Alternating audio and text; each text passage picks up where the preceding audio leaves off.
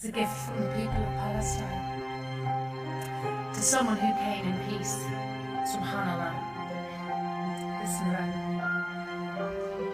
Sorry, it's just difficult with what's going on at the moment.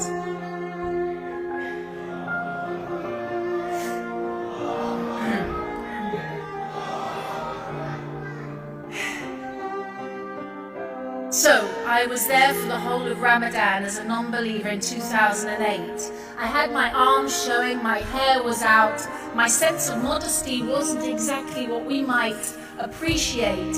But did I hear haram, haram from the people in Gaza? Not once. As I walked the streets in Ramadan with my arms and my hair showing, all I heard was salam, salam. One night, I was visiting a very poor family.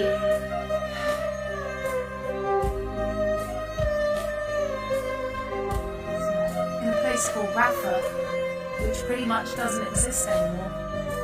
And this night, I knocked on a very poor door in a pathetic, run-down refugee camp.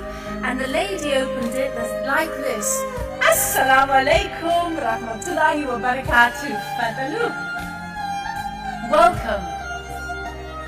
She welcomed me as if she lived in the Taj Mahal, not in a slum.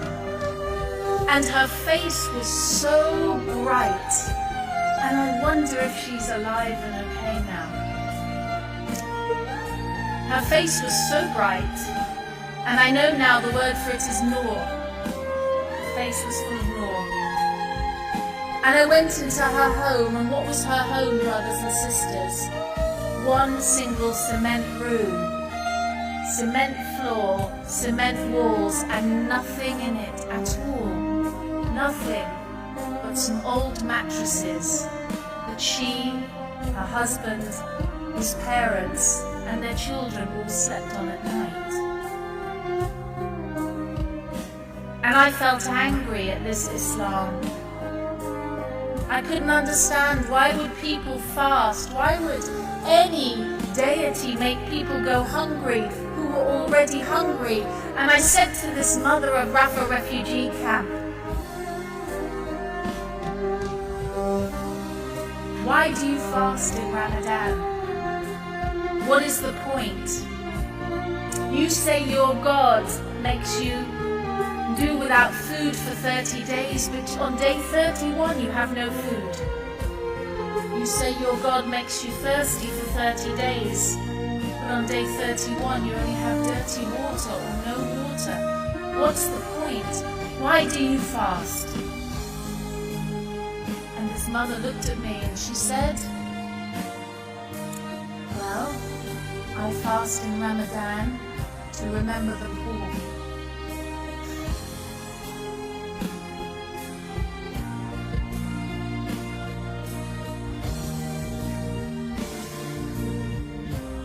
She had nothing, and I couldn't understand it.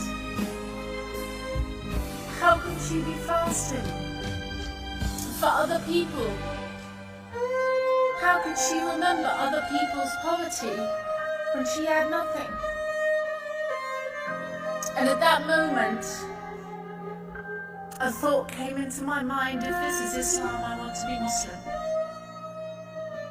If this love of God is in a religion, I want to be in that religion. If this love for your fellow human being, even at your moment of hardship, if this is a religion, I want to be in that religion. And if this love for the visitor and for the traveller is a religion, then let me be Muslim, subhanAllah. But it took 2 years for me to take my Shahada. Allah subhanahu wa ta'ala knows how long it takes for us to be humbled and for our hearts to be cleansed of some of the things that we have in them.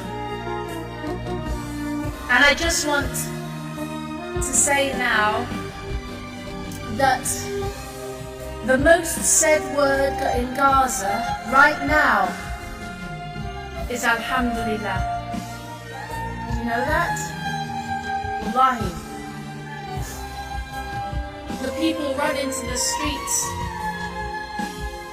and some of the mothers hand out sweets and say Alhamdulillah, not because they love death for their children. No, we are not a death cult. We are a religion of life. We are a religion that loves children. But we accept shaheed and we accept the qadr of Allah. And these people understand what is being asked of them. May Allah grant them all the highest of Jannah. They hand out sweets. I went into a back room to pray Maghrib, and I started to cry. When I was in sujood, the tears left my eyes so hard I thought I was going to go blind. And I thought of Yaqub alayhi salam and how he grieved for his son Yusuf, and I thought, yes, you can go blind from grief.